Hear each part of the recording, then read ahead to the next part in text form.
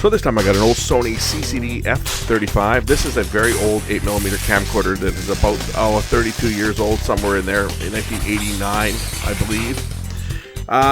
This one here has no picture, and these ones were plagued by capacitor problems throughout them, so I don't hold out much hope, but let's see whether we can work any magic on this one.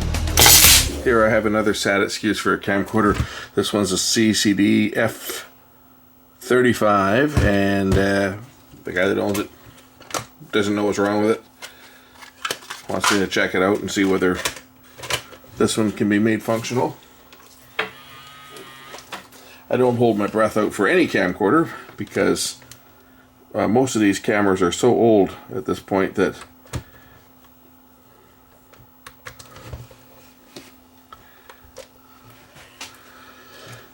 they're all going to require many capacitors. No video on this one whatsoever. Blank screen. Right, just a blank gray screen.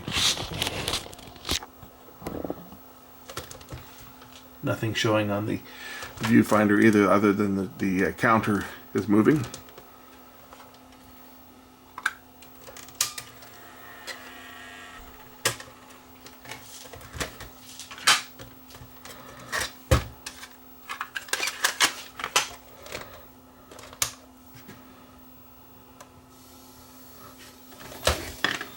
It actually has a picture from the camera. So the camera section's actually working on this one. Camera works, but no playback. So it's going to be capacitors for sure. For sure it's going to be capacitors. Let's see whether this one can be made functional.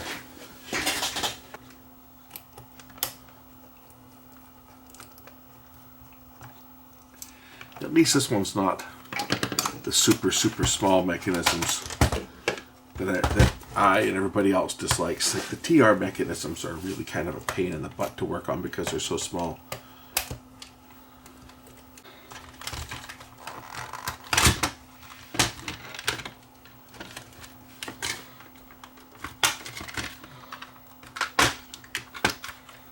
Okay, cabinet off.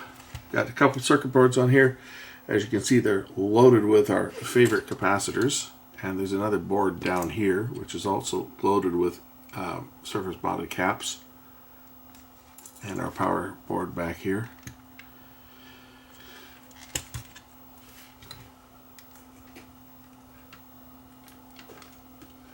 I'm not going to spend too much time on this thing before I condemn it, by the way. Just so you guys know, it's a good chance that this is going to get condemned. And that's primarily because the guy that owns it hasn't authorized spending a lot of money on it. Like, he got it for nothing and he just wanted to see whether he could get it going.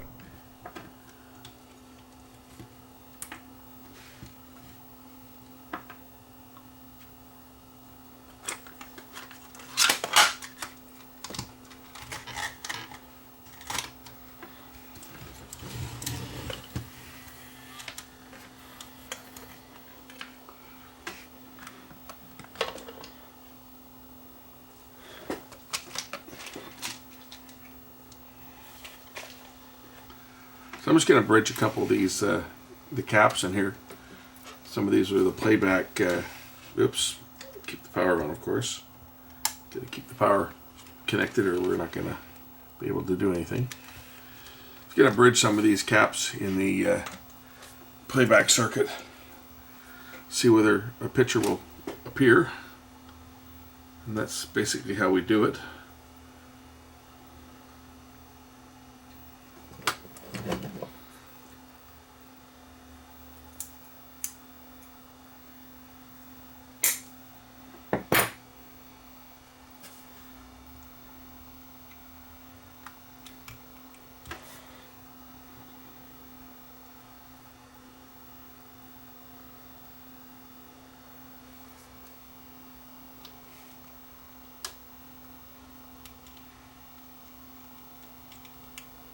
And what I'm doing is I'm just looking to see if anything's going to flash up on the screen beside me as I go through and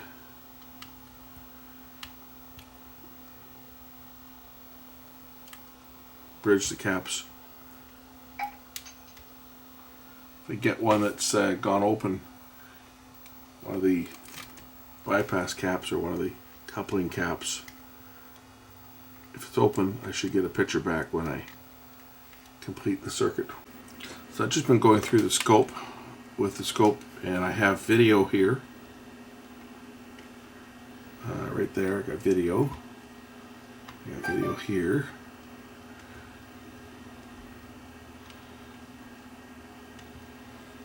I'm losing it in here somewhere. It's going to be one of these caps. These have all been replaced. Somebody's replaced these caps. You can tell from the soldering, and you can tell from the paint. The black paint on them is newer. This one. These ones have all been replaced. That one. This is original. That's original.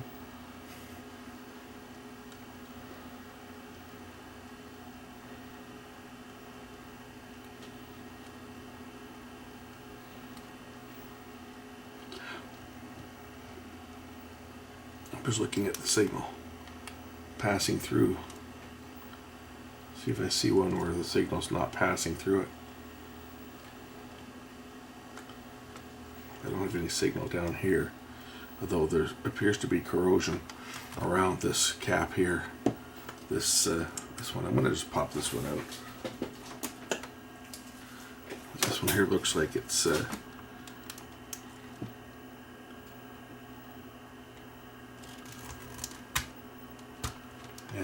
yeah, this one's shot. You can see the lead came right off of it. It's all burned black.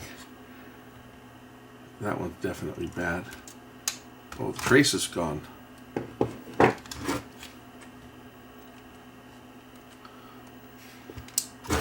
that would explain why there's nothing there. Where's the trace? There's the trace.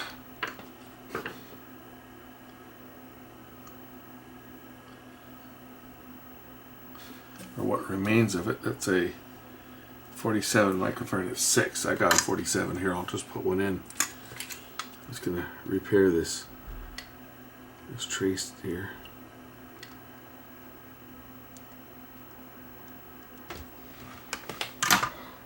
While working on this thing, it looks like the DC to DC converter is now gone bad at it.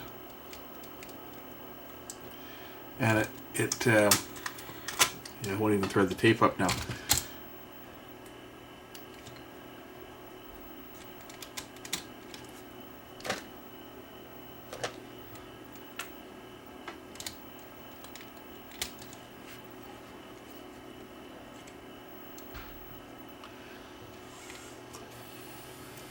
Okay, now let's thread the tape.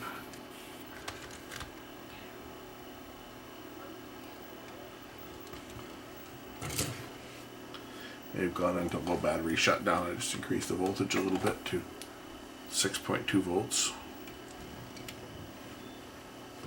I got sync. Like video sync, like a white screen. I'll show you the video signal coming off of this thing. Right, I got sync. See?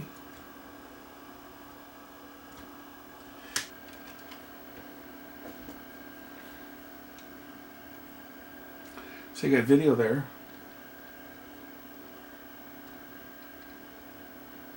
It's a chroma.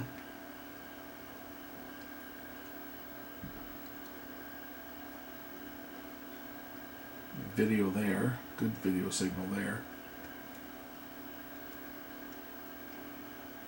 Chroma.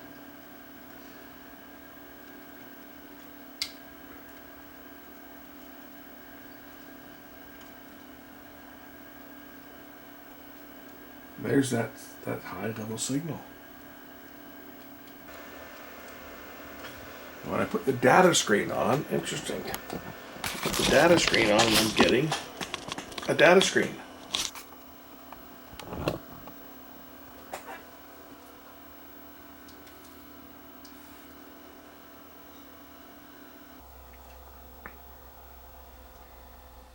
Oh boy.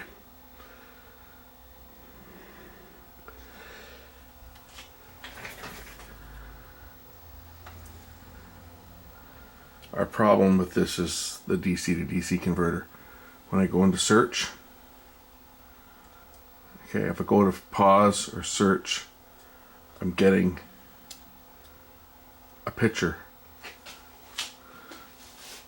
All these zigzag lines, DC to DC converter's gone. Caps in the DC to DC converter, guaranteed. That's what the problem with this thing is.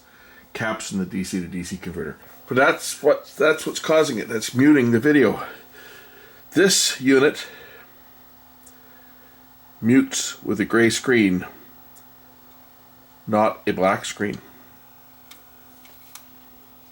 Like some VCRs and stuff mute with a blue screen. Well, this one mutes with a gray screen when you put it in pause or stop, for example. It looks blue on the camera, but it's not blue. It's gray. So we got a DC to DC converter problem on this one. Talked to the guy that owns it. He doesn't want to spend any money on it.